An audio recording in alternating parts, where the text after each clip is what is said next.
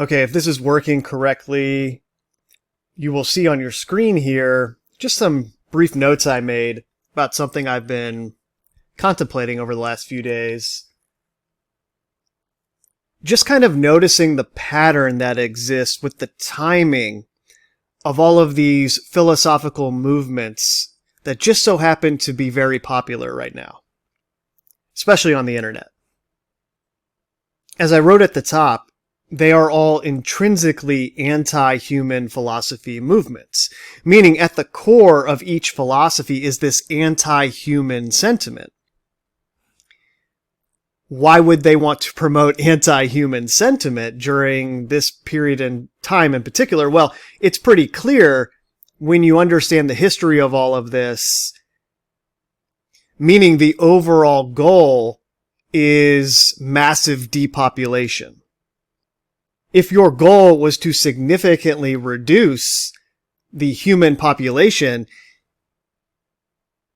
there would be many ways to go about that, but most likely you would pursue it from a wide view where you were using every possible avenue to impact the number of people that would be existing on the planet in the future. And to do this, as you can see here, there are a wide range of belief systems targeting different demographics that will result in the same outcome. For example, the first one listed here, climate change. That one's sort of self-explanatory. Human beings are causing their own extinction. Human beings are so evil and bad that they are polluting the earth, destroying the earth, and heating up the earth to the point where it will no longer be able to support us. We will cause our own extinction. We are evil. We are a cancer on the earth. This propaganda has been targeting younger generations for 30 to 40 years now. And give it another 20 years, and I don't think we're going to be too far off from the idea being promoted that people will self-sacrifice, voluntarily kill themselves to save the planet, quote unquote. That's where this propaganda is headed. I hope you see. That's the anti-human sentiment embedded within it. Similarly, you have the vegan propaganda that's closely related to the climate change propaganda. It has the same anti-human undercurrent. Look at what humans do to animals. We are so evil, murdering all of these beings, billions of beings every year. We are evil. Something needs to be done about this. Either we have to all, as a whole, stop eating animals in perpetuity to end this suffering, or, and here's the anti-human part, we need to hate all of the people who don't make that choice. Because look at what they're doing to all of these innocent beings. There's a very strong anti-human flavor to the vegan movement. And like everything else, don't get me wrong, there's a lot of truth to what both vegans and those clinging to the climate change propaganda are promoting in terms of the destruction of the environment around us, and then maybe in terms of the factory farm system for both sentient creatures and plants. Remember, those are sentient creatures as well, and we factory farm plants with monocrop fields and use outrageous amounts of pesticides that is toxic to human bodies, and on the problems with it go. There is elements of truth in these things, but the way that they are promoted in a mainstream fashion seizes upon the anti-human elements. They take it to the extreme where it's very divisive and creates this inherent bias against other human beings, whether you know it or not. Vegans, if they're honest with themselves, will realize that they hate other humans based on what they've been led to believe. The same with people who have been indoctrinated with this climate change propaganda. All you got to do is read a comment section under one of these videos, and you'll see them hating the imaginary boogeyman human being who did all of this. These evil human beings are the ones who are doing it, and they can't see, and they just need to die. You can see that sentiment in these comment sections. I'm telling you, it's a very real thing. I mean, vegans specifically, that is a suicidal death cult at its core. And if you're a vegan listening to this, you might recoil in horror at me saying that, but really think about it. All of the scientific evidence supports the fact that we need animal protein to thrive. You can theoretically survive by supplementing with the things that you ordinarily would get from animal products, but you're not going to thrive, and inevitably your body will break down at some point. This is just a genetics thing. Some people have stronger genetics than others, and some people's genetics are more adaptable than others to trauma. And on top of that, some people's genetics are more adapted to a plant-based diet than others. But it will happen in some way, shape, or form. And some vegans, you can find this kind of stuff openly stated on the internet as well, say, yes, I know that's true, but I don't want to live in that world where something like that is true. So I would rather destroy my body than eat an animal that it allegedly needs. In other words, I would rather die myself than contribute to this. That's a suicidal death cult.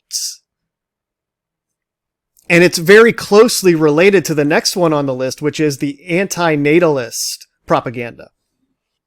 And please hear me on this. I say propaganda. I'm not trying to discredit you if you believe any of these things. I'm not coming after you. I just am trying to highlight how kernels of truth are turned into mountains of extremes that function as disinformation. And I know if you identify with the mountain of disinformation and you base your personality on it, you're going to feel like I'm attacking you. But that is not the case, I promise you. And I actually wanted to read a little bit of the anti-natalist stuff that's out there as it relates to the timing of all of this. First, this one. Anti-natalism is the view that having children is immoral. Psychopaths tend to believe it. Now, before going forward, take this article with a grain of salt. I mean, you can find articles that say things like conspiracy theories are more believable to people who are the dumbest of the population. You know what I mean? Something like that. I've actually read an article like that and made a video on it. So take these with a grain of salt, but I think it does hit on something that's relatively true, and that's why I'm going to read it. Antinatalism is argued largely from a position that being born causes disproportionate and unjustifiable harm to the person being born.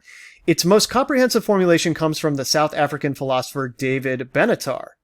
For Benatar, life is pretty miserable. We put on a brave face and pretend everything's all right, but actually life is always worse than we think it is. Humans have a tendency towards optimism.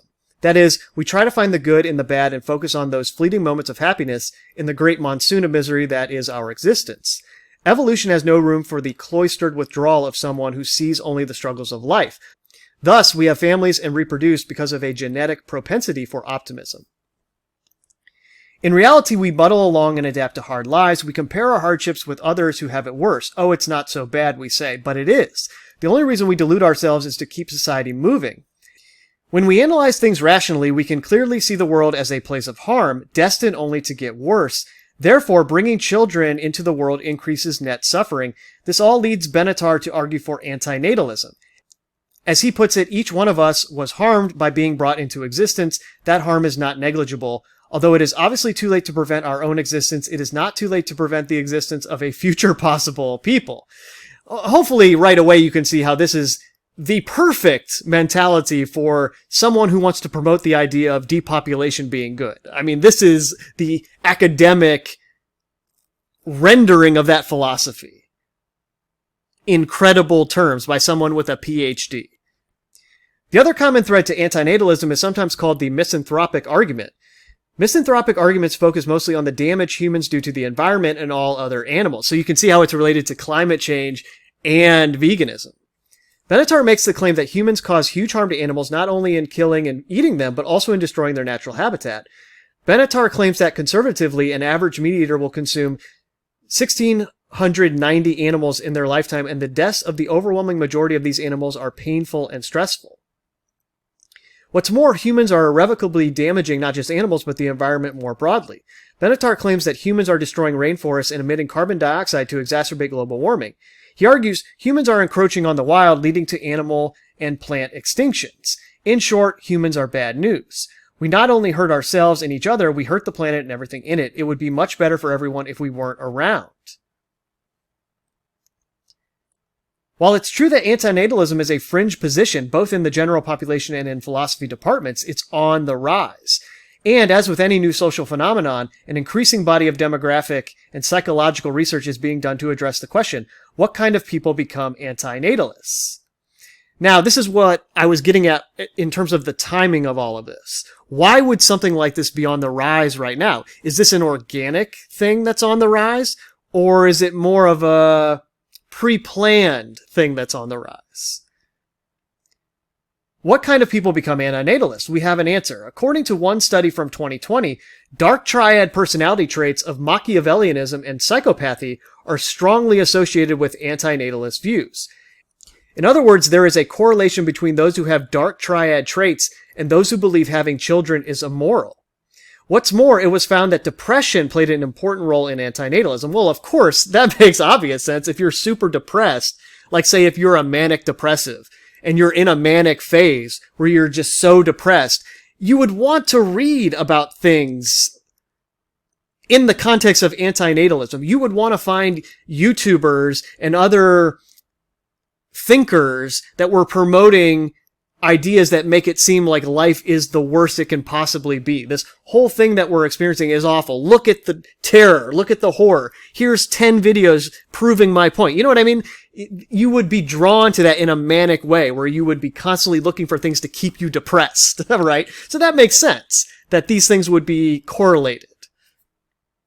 However, that's not me saying that there isn't some truth to what this Benatar character was saying. I mean, there's a lot of truth to what humans, quote unquote, are allegedly doing to the environment and just in general how we act and treat each other. And the question is that humans, quote unquote, doing that, or are we being influenced by something else? Who do you blame? If, for example, a beehive was stinging anyone who came around it, and it was a growing problem out of control, do you blame the bees individually, or do you blame the queen that's controlling the minds of all the other bees? Interesting question, right? Is there a metaphorical queen bee here in the minds of human beings causing our erratic behavior that goes against what we might do in our natural environment without that influence? As the paper's author puts it, depression fits into this picture by drawing on depressive individuals' devaluation of life and bleak outlook on the future. Those who are more negative about human life, those who see the suffering, the misery, and the damage, will understandably be less inclined to continue the human species. Now, this in particular relates to the things that I had next on the list, which is feminism or female empowerment, female equality in society, and then the black pill, red pill philosophies. The black pill, red pill philosophies are a direct result of feminism and female empowerment. Obviously, from a depopulation perspective, feminism was kind of a ruse to get women out of the mindset that they should settle down and create a family and be the primary caretaker of children, and that's their job, essentially.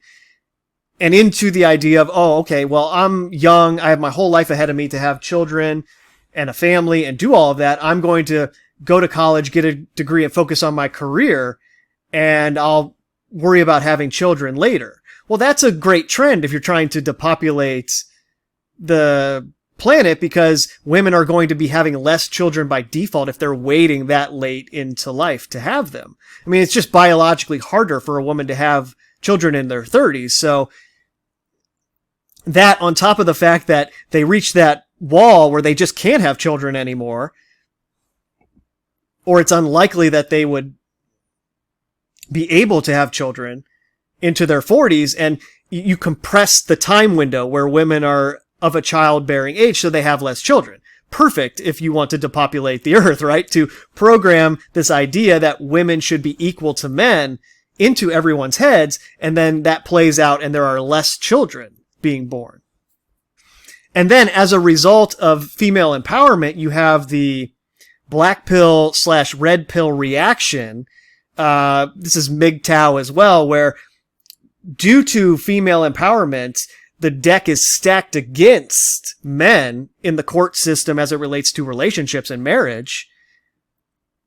And enough of these stories get out there, and men have enough of these experiences dealing with the court system and having half of everything they own taken from them, and just horror story upon horror story along those lines, to where these movements start, where it's kind of men rebelling against the system as it is currently set up. And then that's only exacerbated by the fact that women, due to the internationalization via technology of dating pools, have so many more options than they used to as it relates to choosing their partners. And the competition level for men has increased dramatically. And then that was kind of the black pill movement that branched off from MGTOW, where young men are just saying, I'm done with this completely. I'm not participating in any of this. It's over, quote unquote. And there's a lot of truth in there just regarding human behavior, but I hope you see that it's also anti-human, where you have whole young generations of men hating women. They're just hating this imaginary woman that they've never even met, that they're hearing all of these stories about, and they're seeing the worst of it on TikTok and other social media sites. These delusional women are making a bad name for all women, of course. But also, as it was relating to antinatalism and depression, you're going to have whole generations, especially Generation Z, that's going to be the start of it, that are severely depressed with life, because not only are they going to find it very difficult to have that thing that their parents or their parents' parents had, which is this partner to go through life with and start a family with, but they're going to find it increasingly difficult to even have a female companion at all in their life. And that really will breed depression. And then the women are not exempt from that. They're just experiencing it later on than the men are, when they hit the proverbial wall and they did what they were supposed to do according to these female empowerment tropes and everything that they've been told along those lines. And then they realized they waited too long. So it's just this whole mess where men and women are starting to hate each other, and they're starting to be very depressed about the situation. And then even the couples that do find each other and start families, that's now being exacerbated by the financial situation, which is always intentional. They control those cycles of boom and bust meticulously. Anything that we're going through was planned well in advance.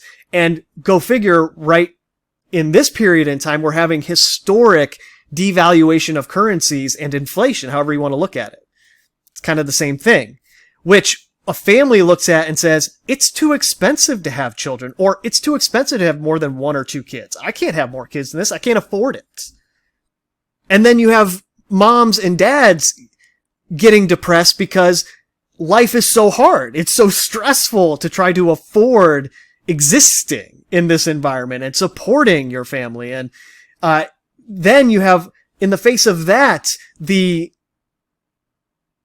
AI revolution, planned, of course, in advance, that is consolidating labor markets and laying all kinds of people off, which is exacerbating that problem of families supporting each other, which then creates broken homes and trauma for children, which then plays itself out generationally. And that's been going on for as long as there's been an economic system that they set up. I hope you see how all of these things are interplaying together, and they all have this anti-human undercurrent to them. And the antinatalist thing is kind of a direct result of the people who have watched the female empowerment and black pill push and pull, right? People have watched that.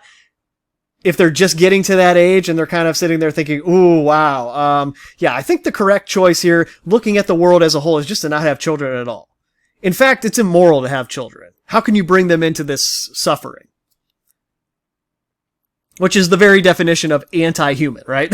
You are literally anti-more human beings coming into existence. And at the same time that you have that going on, you have this proliferation of headlines from mainstream media that is celebrating people who don't have kids. Because this is obviously what they want. This is a part of their agenda. Someone put this together on Reddit.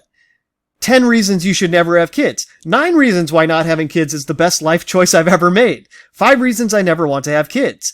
People who don't have children benefit our environment more than any campaign. It's time to celebrate them, right? There's that climate change narrative that I was talking about, how we're inching closer to maybe that kind of thing. Voluntary suicide, celebrated, right? You're doing your part to save humanity. Having kids can ruin your romantic relationship. Bad idea to have that baby, worse if you're a high earner. The child-free life, the latest version of having it all, right? Really promoting this idea of people who have these relationships and, man, it's so great that we don't have to pay for a kid, right? Wow, we're so lucky. This is the best. Look at all of my pictures from my vacations. We're living the life. 15 signs you may not be ready for kids. Please stop asking me when I'm going to have children. Why staying childless is not the path of least resistance. 7 reasons to not have kids that are supported by science, because you are never getting that sleep back. Why not having children is okay. Should we be having kids in the age of climate change? There you go. That's another example of these propaganda campaigns merging together. And coincidentally here, this is from the New York Times. Western men's sperm counts are falling, and we ought to be concerned. The Middle East can help. And no one stops to question, well, why are our sperm counts falling?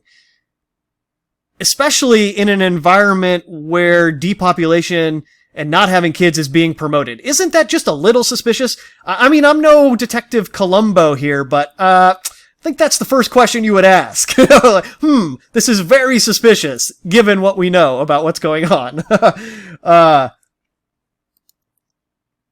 And obviously that ties in then to the promotion of LGBTQ, which is likewise promoting multiple layers of things. You have androgyny, of course, this kind of prepping for the transhuman automated future where humans merge with machines. Well, you're obliterating the idea of traditional male and female anatomy and biology, and you're making it acceptable to augment your body and turn it into something else.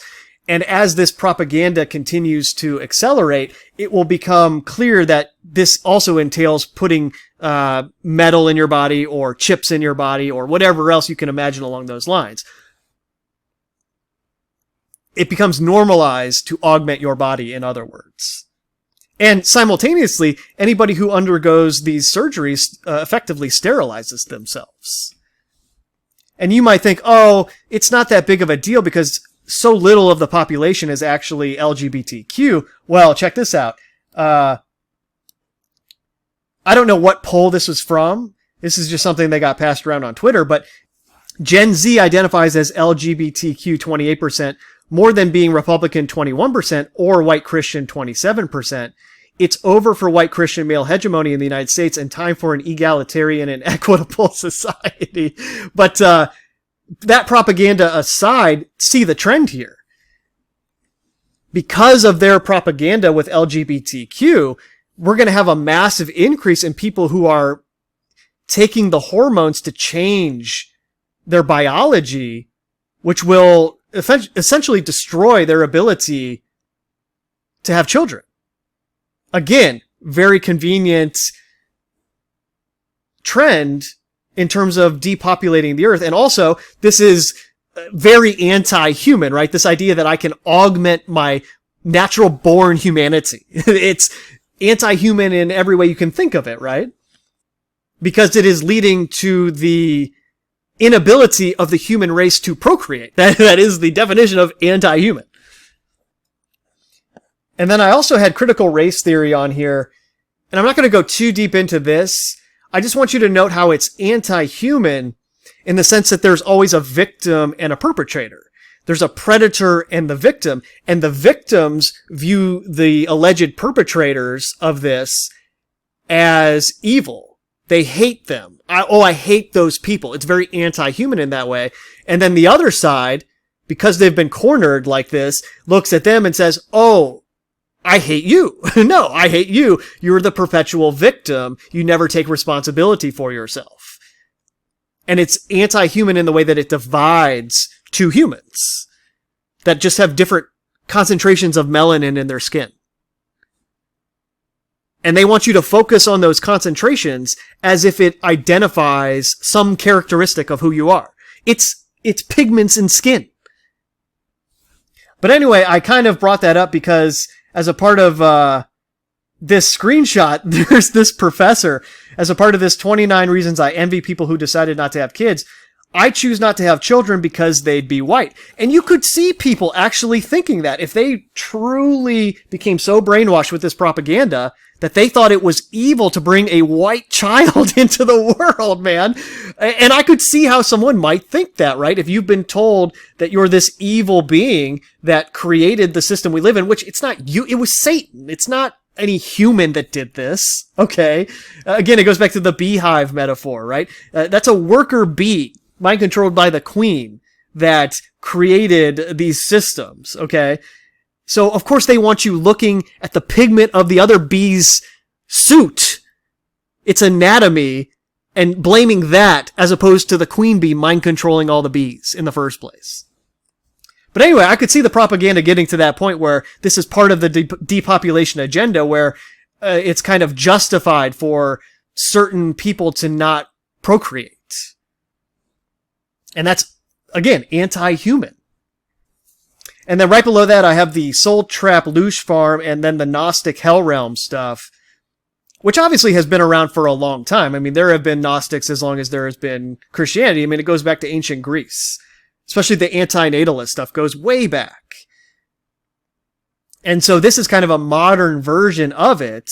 The Benatar character is the one who coined the term anti-natalism, allegedly in his 2006 book. And then, again, consider the timing here. Coincidentally, the character Rust Cole from True Detective Season 1 was based on Benatar's book. And at the same time, you have the rise of these YouTube channels that are focusing on the Soul Trap Loosh Farm and regurgitating the Gnostic creation myths about this being a hell realm that has an evil demiurge creator. Your body is a part of that evil creation. And that ties directly into the anti-natalist propaganda, naturally. Because if there were a Soul Trap Loosh Farm type of situation going on here, that would actually be the solution. Is, okay, well, we can just have no more human beings because they're feeding on us in some way. They're sucking the loosh out of us. So yeah, let's just not have kids. I mean, that's the only obvious solution. Or at least that's how it seems. But I hope you see the coincidence of all of these things rising together at the same time, because Soul Trap Loosh Farm and the Gnostic Hell Realm stuff is an undercurrent on YouTube. It's underground in many ways, even though there is censorship when you try to talk about certain subjects along these lines. But underground as it may be, you're still contributing to the collective of mind, and you're contributing your depression and anti-human views to the larger surface level that I've gone into so far. That is anti-human and anti-life in general.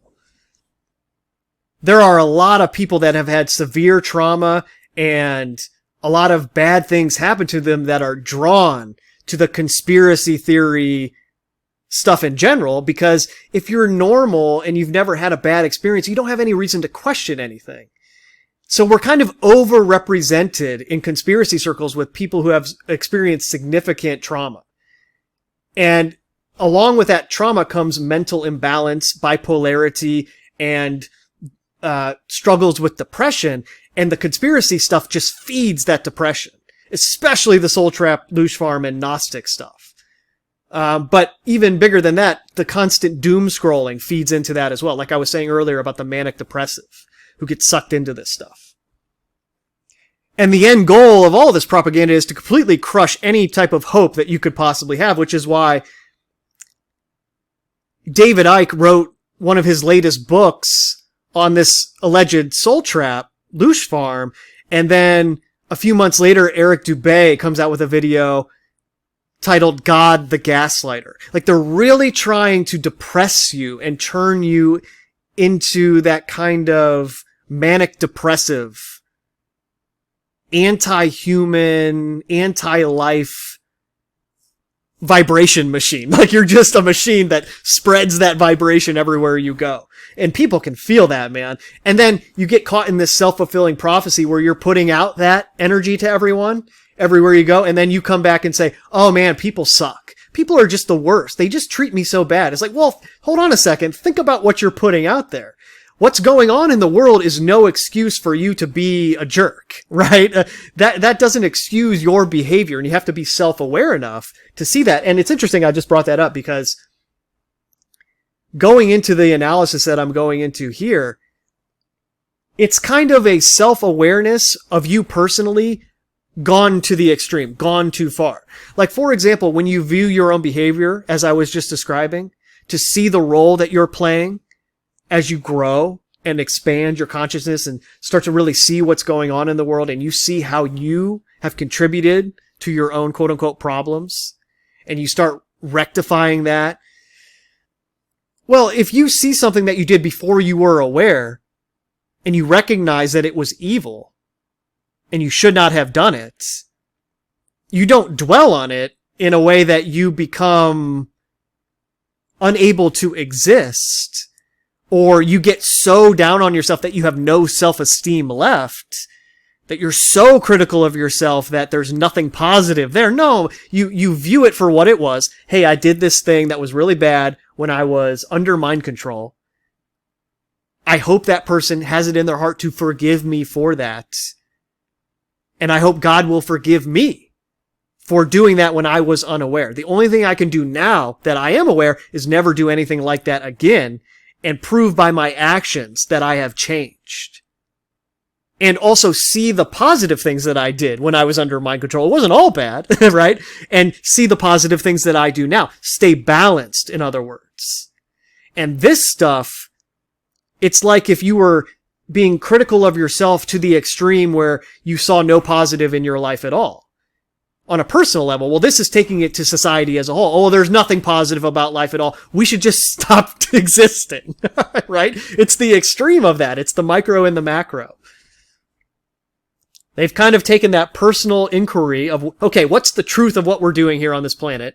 And there's a lot of truth in all of these things that I have listed here about what has been going on, but they've taken it to the extreme where there's nothing redeeming there. There's no counter-analysis of the positive that we have done.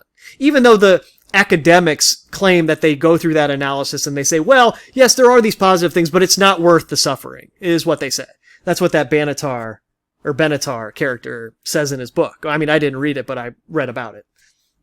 Oh, but speaking of him, this is from his YouTube channel 4 years ago, Jordan Peterson. And Jordan Peterson is a disingenuous character, shall we say. And this was at the height of Jordan Peterson's fame. So my point is, he wouldn't be going out of his way to interview with David Benatar on David Benatar's YouTube channel if it wasn't serving the agenda in some way. And I think I've explained pretty well how it was serving that agenda. And speaking of Jordan Peterson, he's kind of similar to the New Age stuff I have listed below here, where it's this disingenuous, fake way to self-improve, to self-analyze, to be aware. And the New Age philosophies do that in a more subtle way, where you have an anti-human view, but you delude yourself into thinking that you are positive. Right? It's very clever. Because a lot of the ideas are along the lines of, okay, detach from suffering because everyone creates their own reality. If you create your own reality, then somebody who's experiencing horrible suffering did that on their own. It was their own fault. So you shouldn't even worry about it. Plus, that's most likely their karma. They acquired that in other lifetimes and they have to pay that off. So you can't worry about it from that context either. So the suffering that's going on is nothing for you to worry about. You create your own reality. And reality is an illusion anyway. So what does it even matter? You're right. Well, this is all just a school. We're all learning. And I hope you see how that's anti-human as well, where you see somebody suffering, you walk past them on the street and you say, well, that's just the way it is. That's what they have to go through. That's their path. I can't do anything about that. And it's very anti-human in the way you disassociate from other human beings. And of course, it's anti-materialist, which plays into the economic stuff that I was getting into earlier.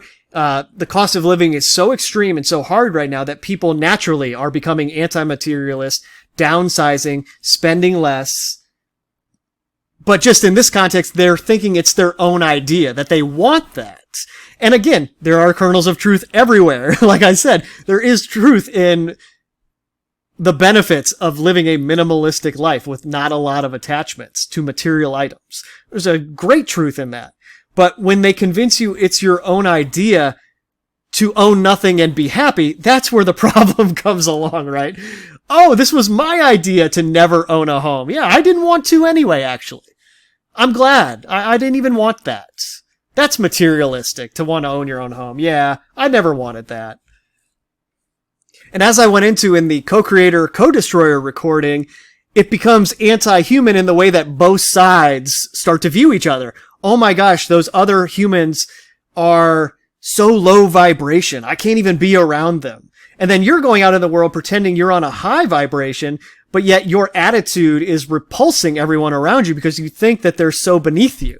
And the other side is doing the exact same thing if they're coming at it more from the Gnostic perspective where it's, oh, those are just Hylics or NPCs. They don't even have a spirit like me. And there's nothing more arrogant in existence than claiming that, right? But it's very anti-human in that way. I mean, you're literally taking away their humanity by saying they don't have a spirit.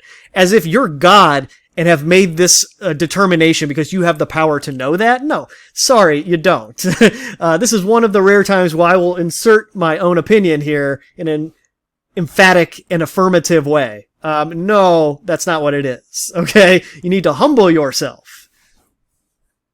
But at the very least, see how it's anti-human in the way that I am contextualizing it here. You are taking away their humanity, literally.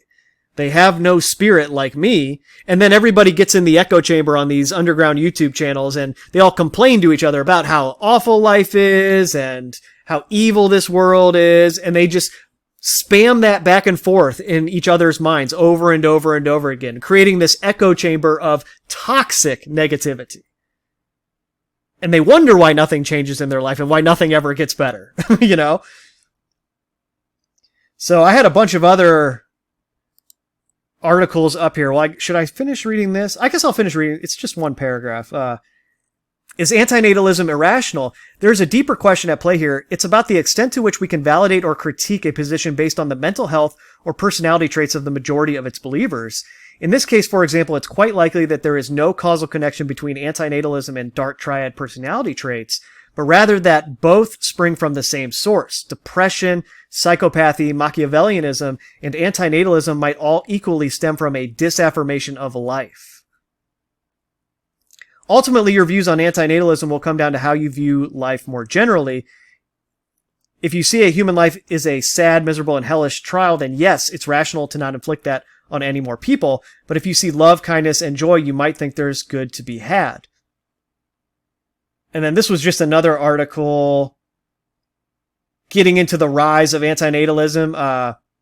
While the idea dates back to ancient Greece, it has recently been given a huge boost by social media. On Facebook and Reddit, there are dozens of antinatalist groups. On Reddit, Our Antinatalism has nearly 35,000 members, while just one of the dozens of Facebook groups with an antinatalist theme has more than 6,000. I wish I'd never been born. The rise of antinatalists.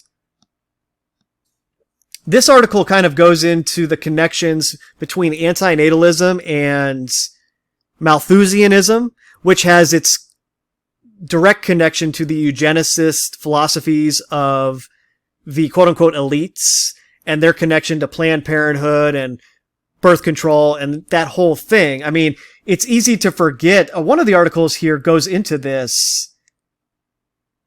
Sterilization was legalized by a U.S. Supreme Court decision in 1927, Buck v. Bell. And we're not that far removed from those kind of eugenicist ideas being general public strategies.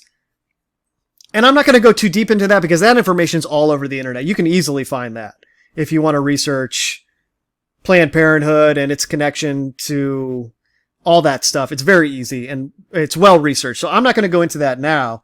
Let's see what else we got. There was one thing I know I wanted to read. This is it. Population Matters, formerly known as the Optimum Population Trust, is a UK-based charity that addresses population size and its effects on environmental sustainability. And what I found really interesting is down here they say Population Matters campaigns to stabilize population at a sustainable level through encouraging a culture shift towards smaller family sizes worldwide and improving funding for women's empowerment and family planning in lower income countries. So they're openly telling you that the strategy in these other countries that have these population booms going on is to promote women's empowerment, right? So this goes back to the list I have here, and feminism, female empowerment. This is openly what they do when they want to reduce the amount of kids that you have. So any woman that's listening to this who is a feminist, you need to really take a step back and think about what we have all been trying to tell you about this belief system that you hold and where it comes from.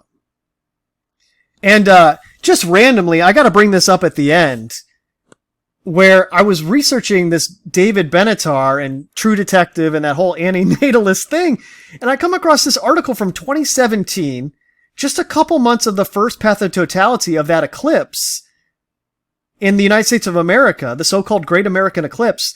And you have this article, The Case for Not Being Born, and they just randomly have a picture of an eclipse here.